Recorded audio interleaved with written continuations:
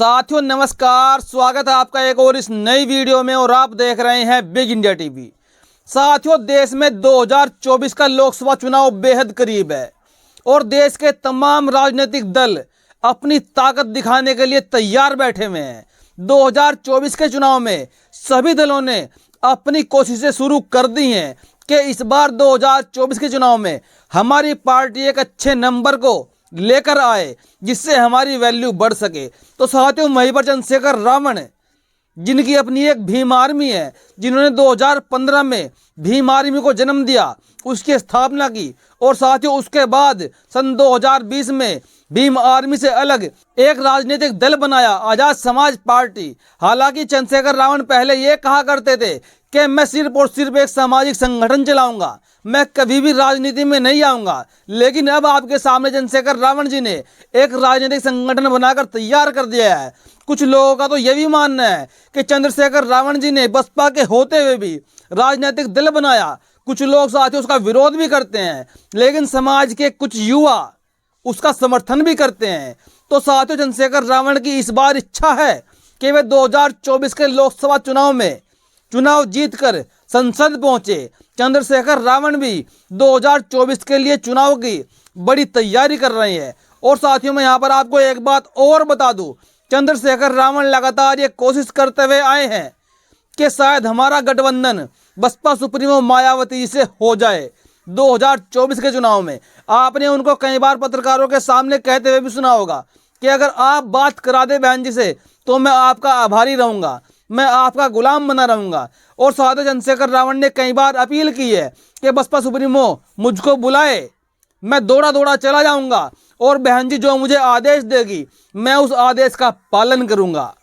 और इसीलिए साथियों, चंद्रशेखर रावण कभी बहन कुमारी मायावती जी को अपनी बुआ बताते हैं, तो कभी वो उनको राजनीतिक गुरु बताते हैं, तो कभी वो उनको अपनी माँ के समान बताते हैं, और कभी कहते हैं कि वो हमारी गुरु द्रोणाचार्य है और हम है एकलव्य। जैसे कि एकलव्य ने गुरु द्रोणाचार्य को अपना अंगूठा काट कर दे दिया था दक्षिणा के रूप में। साथियों, ऐसे ही चंद्रशेखर रावण भी दक्षिणा देने के लिए तैयार बैठे हुए हैं और एक उनकी आवाज के लिए तरस रहे हैं कि कब बहन कुमारी मायावती जी हमको बुलाएंगी और अपने साथ मिलाकर चुनाव लड़वाएंगी। साथियों, आपको मैं बताऊं, इस बार 2024 के लोकसभा चुनाव में चंद्रशेखर रावण सोच रहे थे कि शायद अखिलेश यादव जी हमको एक दो सीट दे देंगे इंडिया वाले गठबंधन में बुलाकर। लेकिन गनीमत यह है, जो चंद्रशेखर रावण और अखिलेश यादव की दोस्ती थी वो धरी की धरी रह गई। उसको साथियों जंग लग गया, क्योंकि अखिलेश यादव ने एक छोटी सिफारिश तक नहीं की चंद्रशेखर रावण को गठबंधन में लाने की और उनके लिए एक भी सीट का अरेंजमेंट करने की। अभी तक साथियों ऐसी कोई खबरें नहीं है कि वो चंद्रशेखर रावण का समर्थन कर रही हैं और उनके बीच में जो दूरियां बनी हैं वो और दूरियां बढ़ती जा रही हैं। और साथियों, मैं लगातार ग्राउंड पे जाकर भी लोगों से उनकी राय लेता रहता हूं, तो लगभग साथियों पूरी भीम आर्मी के लोग इस बार 2024 के लोकसभा चुनाव में बहन कुमारी मायावती जी को प्रधानमंत्री बनते हुए देखना चाहते हैं। और साथियों, खुद चंद्रशेखर आजाद भी इस बार बहन कुमारी मायावती जी को पीएम पद का चेहरा देखना चाहते हैं कि वो 2024 में देश की प्रधानमंत्री बने।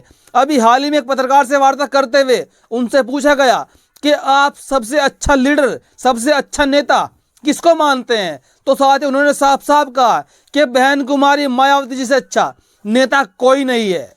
और साथियों, जैसे अखिलेश यादव और बहन कुमारी मायावती जी ने वाद और विवाद चला, चंद्रशेखर रावण ने भी उस पर साथियों अपनी राय रखी है। जब पत्रकार ने पूछा कि अखिलेश यादव को बहन कुमारी मायावती जी ने गिरगिट का नाम दिया है कि वो तो गिरगिट की तरह है, रंग बदलते रहते हैं, तो चंद्रशेखर रावण ने कहा कि उन्होंने ठीक ही कहा है, हमें भी ऐसा ही लगता है। क्योंकि साथियों, अखिलेश यादव ने 2024 के चुनाव से पहले इंडिया वाले गठबंधन की मीटिंग में बसपा सुप्रीमो का 19 दिसंबर को जमकर विरोध किया था और कांग्रेस के सामने प्रस्ताव रखा कि कहीं आप अंदर खाने बसपा से बात तो नहीं कर रहे हैं, अगर आप बसपा से बात कर रहे हैं तो हम गठबंधन तोड़ के चले जाएंगे।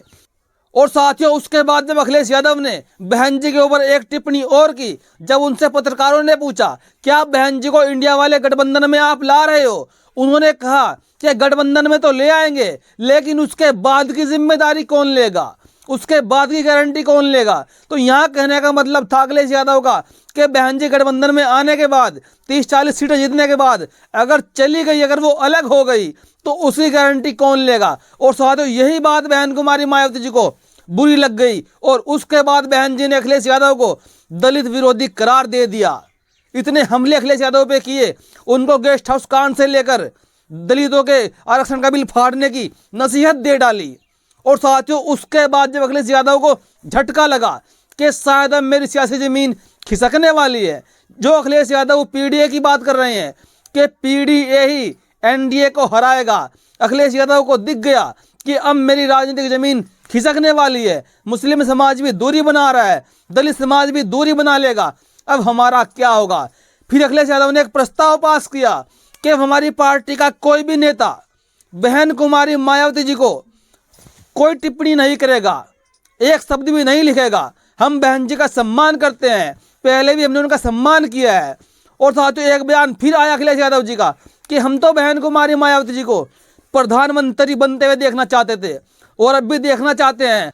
लेकिन बयान कब आया? जब बहन कुमारी मायावती जी ने 15 जनवरी को अपने जन्मदिन के मौके पर अकेले चुनाव लड़ने का फैसला कर लिया। और साथियों इसके बाद फिर हंगामा हुआ थोड़ा सा, उनके चाचा शिवपाल यादव ने बहन कुमारी मायावती जी को दौलत की बेटी बता दिया कि वो दलित की बेटी नहीं है, वो दौलत की बेटी है। और जो उनके एक चाचा प्रोफेसर रामगोपाल यादव है, उन्होंने बहन कुमारी मायावती जी को बीजेपी की बी टीम करार दे दिया कि बहन जी अकेले चुनाव लड़कर बीजेपी की सहायता करती है। हमने आपको पहले भी बताया कि बहन कुमारी मायावती जी के पास एक राष्ट्रीय पार्टी है, वो उसकी लीडर है, वो साथियों स्वतंत्र है डिसीजन लेने के लिए, जो उनको उनकी पार्टी के लिए अच्छा लगेगा वो डिसीजन साथियों वो ही लेंगी।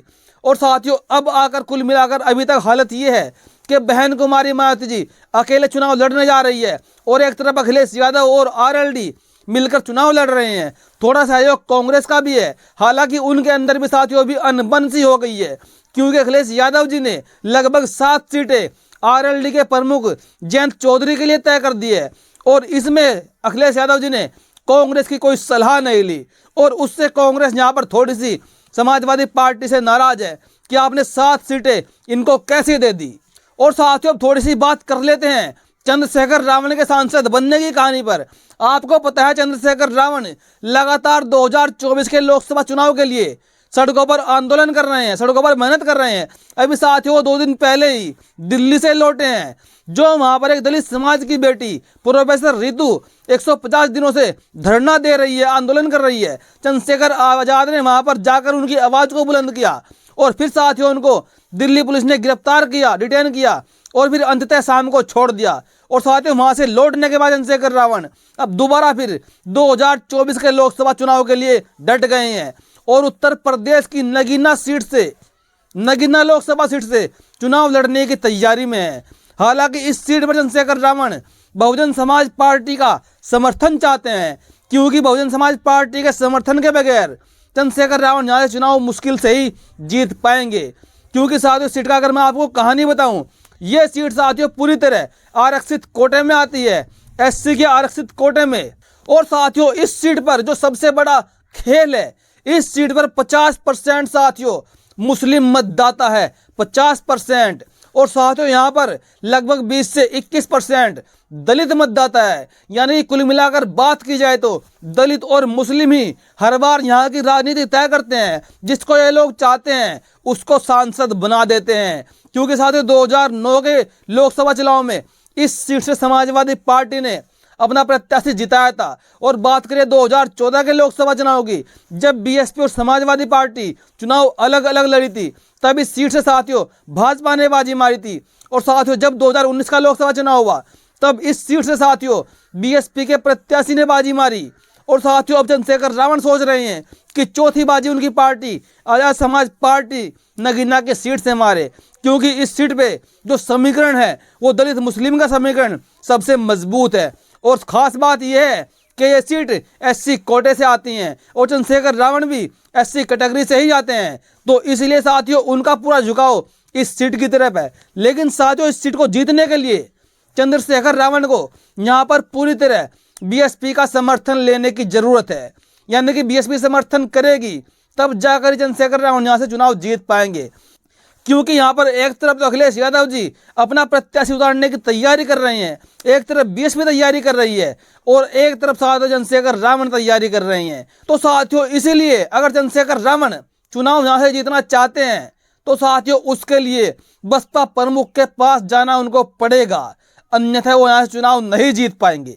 कुल मिलाकर साथियों अभी तक कहानी यहाँ तक पहुंची है कि चंद्रशेखर रावण और बहन कुमारी मायावती जी की अभी तक कोई बात नहीं हो पाई है। और जो खबरें अखिलेश यादव और चंद्रशेखर रावण जी की आ रही थी कि उनकी दोस्ती बहुत गहरी है, अखिलेश यादव जी उनको एक सीट दे देंगे। और यहाँ तक कि साथियों आरएलडी के प्रमुख ने तो ये भी कहा था कि चंद्रशेखर रावण को हम अपने सिंबल पर लोकसभा का चुनाव लड़ाकर संसद में भेजेंगे। और ये कहा था आरएलडी के प्रमुख ने 21 जुलाई को जंतर मंतर पे, जब चंद्रशेखर रावण ने अपने ओवर फायरिंग होने के उसमें एक आंदोलन किया था, सिक्योरिटी को लेकर सिक्योरिटी की डिमांड की थी। तब आरएलडी के प्रमुख ने चंद्रशेखर रावण को कहा था कि हम इनको अपने टिकट पर चुनाव लड़ाएंगे और संसद भेजेंगे। लेकिन साथियों अब न तो आरएलडी के प्रमुख कुछ बोल रहे हैं और न ही साथियों अखिलेश यादव जी कुछ बोल रहे हैं। और शायद अब अखिलेश यादव जी के उस चरित्र को चंद्रशेखर रावण याद कर रहे होंगे जब 2022 के विधानसभा चुनाव में चंद्रशेखर रावण का पूरा समर्थन अखिलेश यादव ने लिया था और चंद्रशेखर रावण जी उनके सामने 2-2 सीट के लिए गिड़गिड़ा रहे थे, रोकर सीट मांग रहे थे। लेकिन उसके बाद भी अखिलेश यादव ने एक सीट भी चंद्रशेखर रावण को नहीं दी थी। और उसके बाद भी साथियों भाईचारे को देखते हुए, रहम को देखते हुए उत्तर प्रदेश के उपचुनाव में, मेयर के चुनाव में चंद्रशेखर रावण ने समाजवादी पार्टी के प्रमुख का फुल सहयोग किया। लेकिन इतना सहयोग करने के बाद भी अखिलेश यादव ने उनके लिए एक सीट भी निर्धारित नहीं की, उनको वो एक सीट भी नहीं देंगे। तो साथियों इसके पीछे आप क्या कहोगे? जो बहन जी ने उनके ऊपर आरोप लगाया कि अखिलेश यादव पूरी तरह से दलित विरोधी हैं, तो साथियों देखने से तो ऐसा ही लगता है कि अखिलेश यादव सच में ही पूरी तरह दलित विरोधी हैं। जो उनके कारनामे हैं अब तक के देखे गए, उनसे साथियों यही इंडिकेट होता है कि चंद्रशेखर रावण साथियों पूरी तरह, तो साथियों इन बातों से तो यही लगता है कि अखिलेश यादव के जो कारनामे अभी तक देखे गए दलितों के विरोध में, उनसे साथियों अखिलेश यादव जी को दलित विरोधी करार देना कोई बहन जी ने गुनाह नहीं किया। उन्होंने बिल्कुल सटीक टिप्पणी की है और समाज को आईना भी दिखाया है। और साथियों आज तो हालत इतनी पतली हो गई है अखिलेश यादव जी के बहन जी के बिना उत्तर प्रदेश को इंडिया वाला गठबंधन कभी भी जीत नहीं सकता। ये साथियों कांटे की टक्कर रहेगी। तो साथियों कुल मिलाकर इतना तो तय हो गया कि 2024 के लोकसभा चुनाव में इंडिया वाला गठबंधन आरएलडी, कांग्रेस, समाजवादी पार्टी अगर इनको तीनों को भी मिला ले तो साथियों मुश्किल से 33-34% वोट बैंक बैठता है, 33-34% वोट बैंक। और साथियों बीजेपी के पाले में लगभग उत्तर प्रदेश से 40% वोट बैंक जाने वाला है। और जब तक ये लोग बहन कुमारी मायावती जी को सम्मान नहीं देंगे, उनको अच्छे से अप्रोच नहीं करेंगे, कांग्रेस के शीर्ष नेता बहन जी के पास नहीं जाएंगे, बहन जी गठबंधन में नहीं आने वाली। क्योंकि बहन जी मान सम्मान के साथ कभी भी समझौता नहीं करती है। और जिस दिन बहन कुमारी मायावती जी के पास ये पहुंच गए, बहन जी गठबंधन में आ जाएंगी, उस दिन साथियों बीजेपी का यहाँ से झोला उठ जाएगा उत्तर प्रदेश से। और साथियों उसके साथ साथ बीजेपी का झोला पूरे देश से उठने वाला है।